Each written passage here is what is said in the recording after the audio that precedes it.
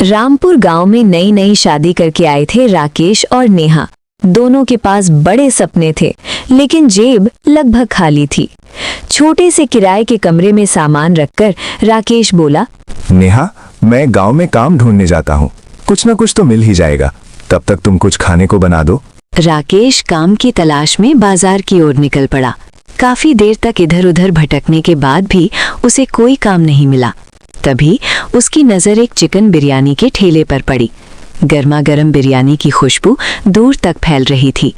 राकेश ने मन ही मन सोचा, एक बार इसे पूछ कर देखता हूँ। वो ठेले के पास गया और बोला, भैया, मैं इस गांव में नया हूँ, क्या आपके यहाँ कोई काम मिल सकता है?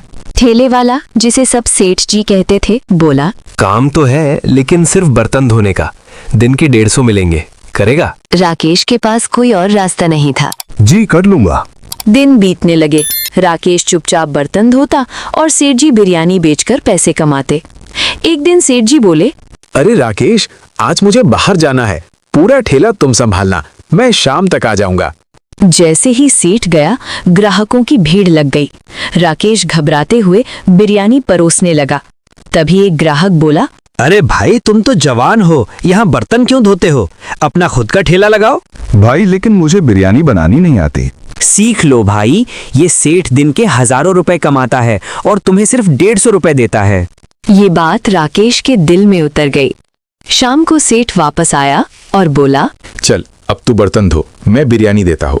राकेश चुपचाप बैठ गया, लेकिन उसके अंदर अब एक आग जल चुकी थी। तभी वहां नेहा आ गई। उसने राकेश को बर्तन धोते देखा तो उसका दिल भर आया।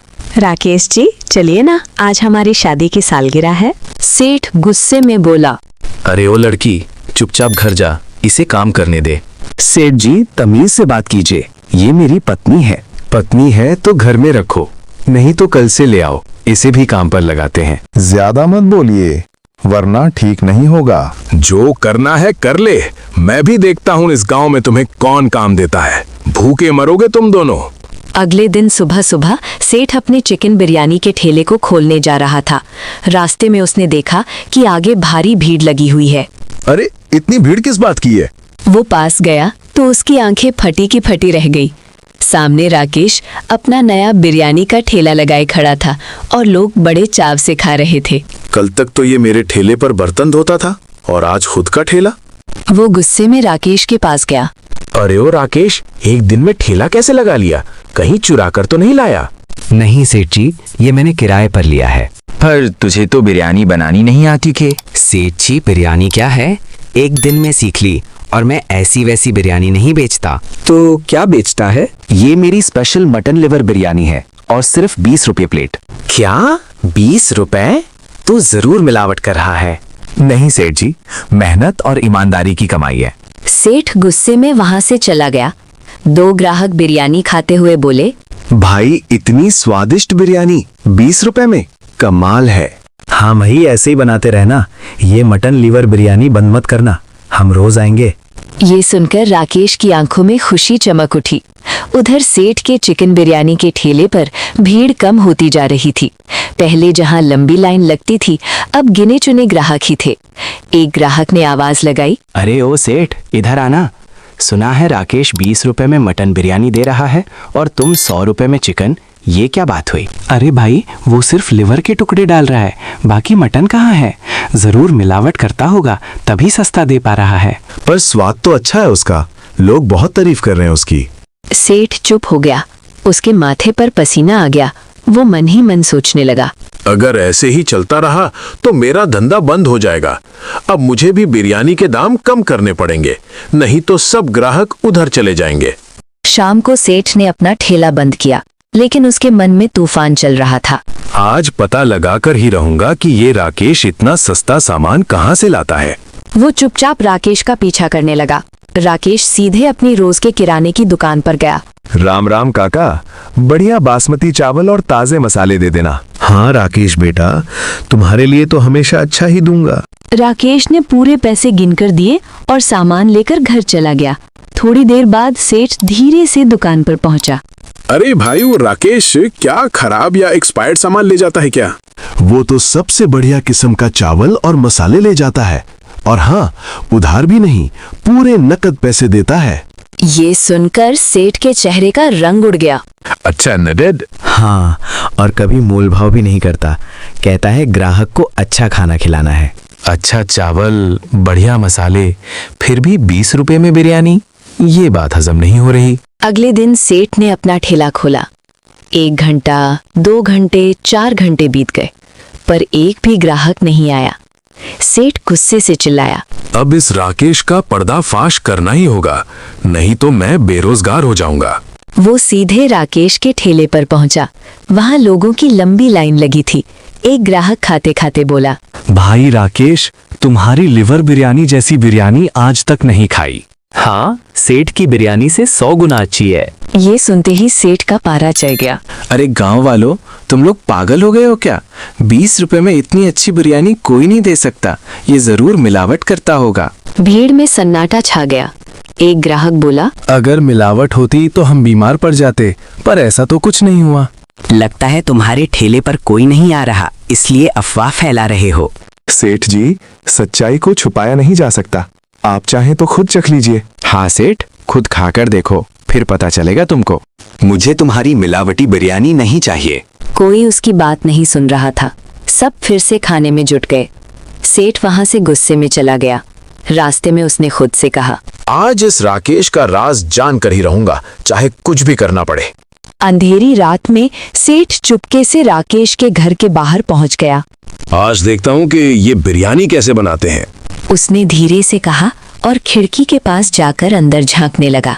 अंदर राकेश और नेहा रसोई में खड़े थे। नेहा, आज भी लोगों को हमारी लिवर बिरयानी बहुत पसंद आई। हाँ, पर इतनी मेहनत के बाद भी 20 रुपए में बेचना कब तक? जब तक हमारे पास वो चीज है, तब तक हम सस्ती ही बेचेंगे, बाद में दाम बढ़ाने का सोचेंगे। ये सुनकर बाहर खड़ा सेठ चौकन्ना हो गया। वो चीज आखिर कौन सी चीज है जिसके दम पर ये इतना सस्ता बेच रहे हैं? अंदर राकेश ने बासमती चावल पानी में भिगो दिए। देखो नेहा, चावल अच्छे से फूलने चाहिए, तभी बिरयानी खाने में मजा आता है। फिर उसने मटन लिवर के बारीक टुकड़े किए और अच्छे से धोया। नेहा ने मसालों की कटोरी ली और उसमें मसाले डालने लगी।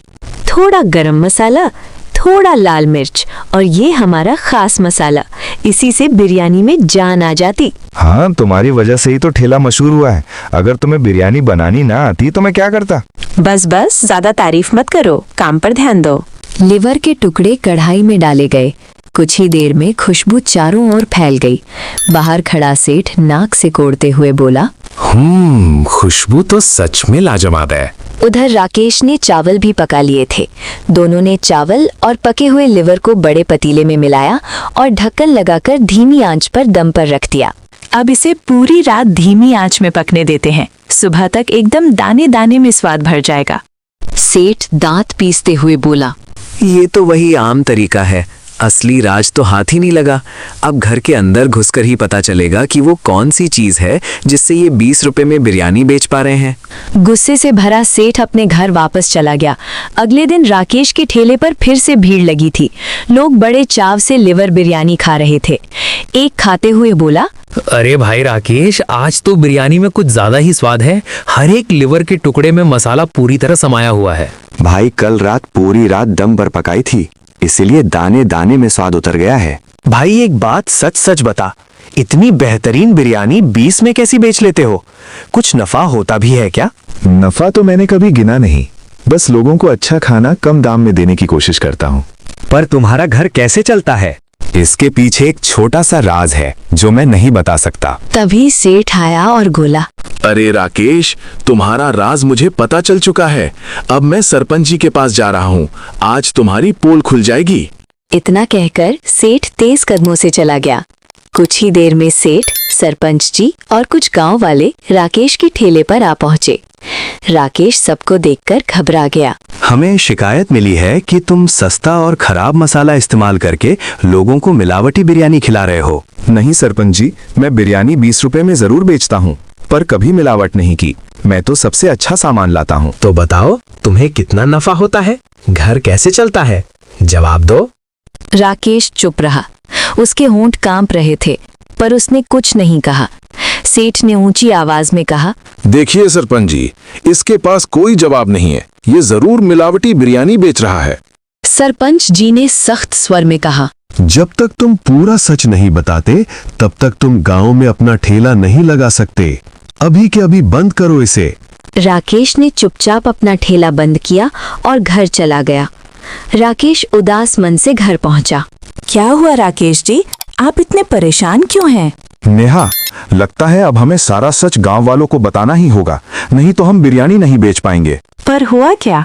राकेश ने पूरा किस्सा बता दिया। सेठ की शिकायत, सरपंच जी का फैसला और ठेला बंद करने का आदेश।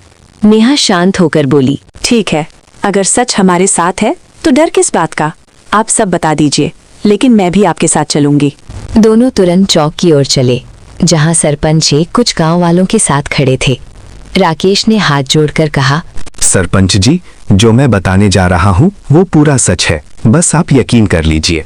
ठीक है राकेश, बताओ तुम्हारी बिरयानी का राज क्या है? राकेश ने लंबी सांस ली और कहना शुरू किया। जब हम इस गांव में नए आए थे तब हमारे पास कुछ भी नहीं था। हमने एक छोटा सा कमरा किराए पर लिया। उस कमरे में हमें एक मिट्टी का पुराना बर्तन मिला। उसके अंदर कुछ पैसे थे। हम वो पैसे घर के मालिक को देने गए, लेकिन उन्होंने कहा ये मेरा नहीं है, पहले यहाँ एक साधु रहता था, शायद उसी का होगा। हमने वो पैसे मंदिर में चढ़ा दिए, पर अगले दिन फिर उसी बर्तन में पैसे मिले, और जब भी हम पैसे निकालते अगले दिन उससे ज्यादा मिलते। में फुसफुसाहट होने लगे। सेठ चिल्लाया। सरपंच जी, ये झूठ बोल रहा है, ऐसा कैसे हो सकता है? तभी घर का मालिक आगे आया। नहीं सरपंच जी, ये सच कह रहे हैं। ये दोनों मेरे पास पैसे लेकर आए थे, और जो साधु यहाँ रहता था वो साधारण नहीं था, उसके पास कई तरह की जादुई विद्याएं थीं। सब लोग हैरान रह गए। अगर ऐसा है तो राकेश तुम बहुत नेक काम कर रहे हो। कोई और होता तो रोज पैसे निकाल कर ऐश करता, लेकिन तुम गरीबों को सस्ती और अच्छी बिरयानी खिला रहे हो। हमें तुम पर गर्व है। राकेश और नेहा की आंखें खुशी से चमक उठी। आज से राकेश अपना ठेला फिर से लगाएगा और कोई भी उसके खिलाफ झूठी अफवाह नहीं फैलाएगा।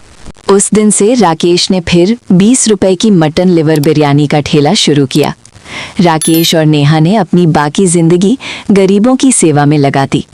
गांव में उनकी ईमानदारी और नेक दिल की मिसाल दी जाने लगी, और इसी तरह कहानी का अंत यही होता है।